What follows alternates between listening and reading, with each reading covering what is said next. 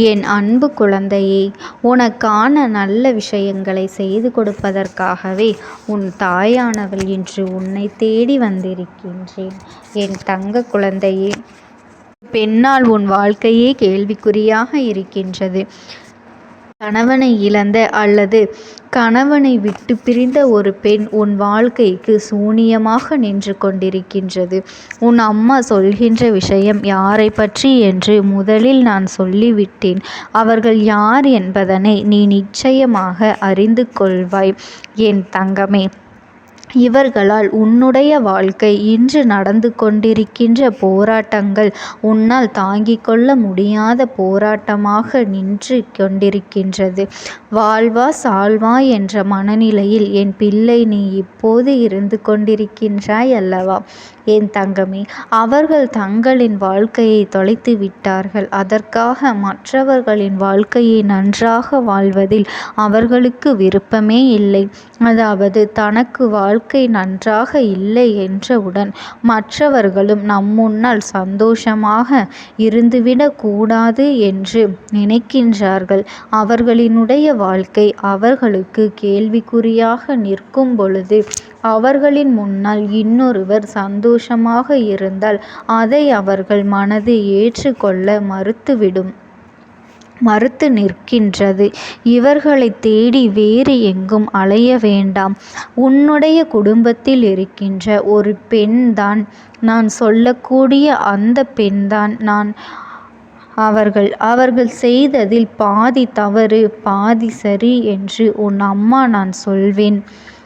ஏனென்றால் உன் பக்கமும் சில விஷயங்களில் தவறு இருக்கின்றது அல்லவா.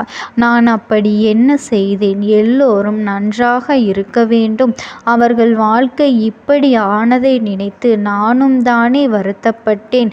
என் தாயே, நீ என்னை பார்த்து நான் தவறு செய்திருக்கின்றேன் என்று சொல்லிவிட்டாயே என்று நீ என்னை பார்த்து கேட்கலாம். நீ ஆதங்கப்படாதே, முழுமையாக கேள். உன் அம்மா சொல்வதை நீ நிச்சயமாக கேட்டு உணர்ந்து கொள்வாய்.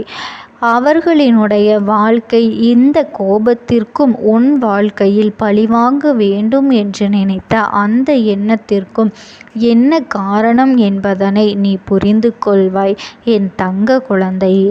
பொதுவாக தன்னுடைய வாழ்க்கையை இழந்து நிற்கின்ற பெண்களுக்கு துணை என்று பேசுவதற்கு யாரும் இல்லாதவர்களாக இருப்பார்கள். அவர்களின் மனதில் இருக்கின்ற எண்ணங்களை வெளிப்படுத்த யாருமே அவர்களோடு இல்லை. அப்படி இருக்கின்ற சூழ்நிலையில் அவர்கள் முன்னிலையிலேயே நீ உன்னுடைய வாழ்க்கையை சந்தோஷமாக வாழும் பொழுது அவர்கள் மனதிற்குள் ஏக்கம் வந்து விடுகின்றது. நான் இதுபோல சந்தோஷமாகத்தானே வாழ்ந்தோம். இப்பொழுது அந்த வாழ்க்கை நமக்கு இல்லாமல் போய்விட்டதே.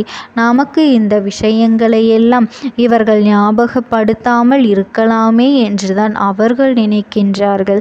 தன்னுடைய வாழ்க்கை இப்போது இந்த சூழ்நிலையில்தான் இருக்கின்றது. ஆனாலும் அவர்கள் என் முன்னால் சந்தோஷமாக இருப்பதை வெளிக்காட்டி கொண்டால் என்னுடைய மனது வேதனைப்படுகின்றதே. அதை இவர்களுக்கு புரியாதா என்று அவர்கள் நினைத்து ஆதங்கப்படுகின்றார்கள். பொதுவாக கணவன் மனைவிக்கு இடையில் இருக்கின்ற அந்யோன்யமானது 4 சுவற்றிற்குள் நடுவில் இருந்தால் மிகவும் உத்தமம். வெளியில் சென்று அதை காண்பிக்க வேண்டும், அன்பை நிரூபிக்க வேண்டும் என்ற அவசியம் யாருக்கும் இல்லை. அதே நேரத்தில் இது போன்று ஒருவரினுடைய வாழ்க்கை கேள்விக்குறியாக நிற்கும் பொழுது அவர்கள் முன்னால் நின்று கொண்டு நீ சந்தோஷமாக இருப்பதை உணர்த்தினால் அது அவர்களை காயப்படுத்துவது மட்டுமல்லாமல் அவர்களின் மனதிற்குள் நிச்சயமாக பழிவாங்குகின்ற தன்மையை உருவாக்கி கொடுக்கும் என்பது உண்மை. ஏன் உனக்கு புரியவில்லை?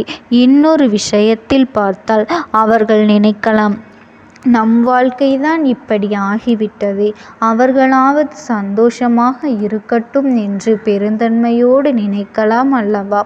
ஆனால் அந்த பெருந்தன்மை அவர்களிடத்திலே இல்லை என்றால் குற்றம் உன்மீது திரும்பிவிடும் அல்லவா?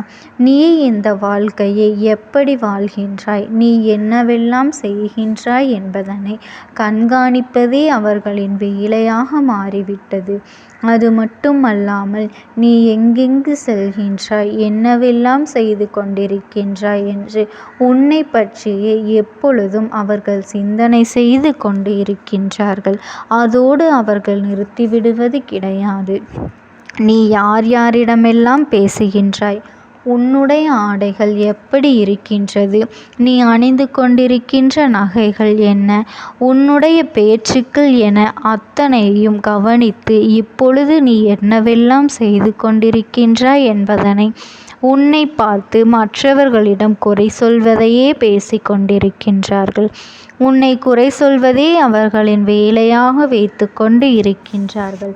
அவர்களின் நேரத்தை பெரிதாக செலவிட்டு அவர்கள் உனக்காக அதனை பேசி வருகின்றார்கள். இவை எல்லாவற்றிற்கும் என்ன காரணம் தெரியுமா?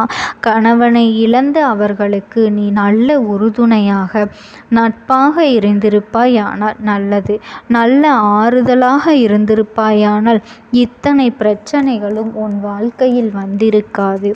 ஆனால் நீயோ அவர்களை ஒரு உறவாக மட்டும்தானே பார்த்தாயே தவிர ஒரு பொழுதும் உனக்கு நட்பாகவோ ஆறுதலை கொடுக்கின்ற ஒரு உறவாகவோ நீ பார்க்கவில்லை. அப்படி இருந்ததுதான் இன்று உன் வாழ்க்கையில் ஏற்பட்டிருக்கின்ற இத்தனை பிரச்சனைகளுக்கும் காரணம் என்பதனை முதலில் நீ புரிந்து கொள்ள வேண்டும்.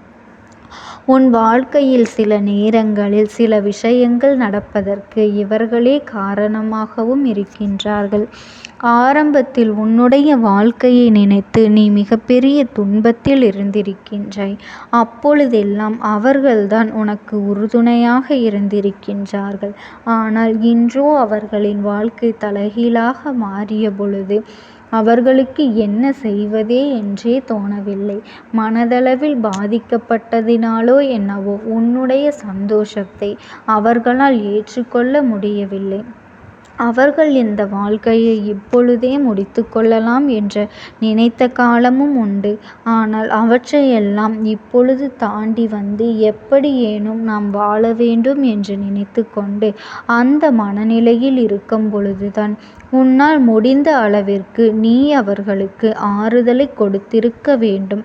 ஒரு பொழுதும் அவர்களின் மனதை காயங்களை ஏற்படுத்தும் விதமாக நீ நடந்து கொள்ளக்கூடாது. அதற்காகத்தான் உன் அம்மா நான் உன் துணையோடு உன்னை சந்தோஷம் இருக்கக்கூடாது என்று சொல்லவில்லை. அவர்களிடம் நேரத்தை செலவழிக்கக்கூடாது என்று சொல்லவில்லை. அவர்கள் இருக்கின்ற இடத்தில் எந்த விதமான அநியாயத்தையும் நீ காட்ட வேண்டாம் என்றுதான் சொல்கின்றேன். சொல்லியது உனக்கு வேடிக்கையாக இருக்கலாம். உன் கண்களை மூடி நீ ஒரு முறை சிந்தித்துப்பார் என் செல்லமே. இப்பொழுது அவர்கள் இருக்கின்ற இடத்தில் நீ இருக்கின்றாய் என்றால் உன்னுடைய நிலைமை என்னவாக இருக்கும் என்று. அதனால் என் தங்க குழந்தை, நீ எதை நினைத்தும் கவலைப்படாதே. உன்னுடைய நல்ல மனதிற்கு நீ நன்றாகத்தான் இருப்பாய். இந்த அம்மா சொல்கின்ற விஷயங்களை நீ புரிந்து கொள்ள வேண்டும். என் தங்க குழந்தைக்கு இந்த தாயானவளினுடைய அன்பும் ஆசீர்வாதங்களும் என்றென்றைக்குமே முழுமையாக கிடைத்து கொண்டேதான் இருக்கும். ஓம் சக்தி. ஓம் ஆதிபரா சக்தி.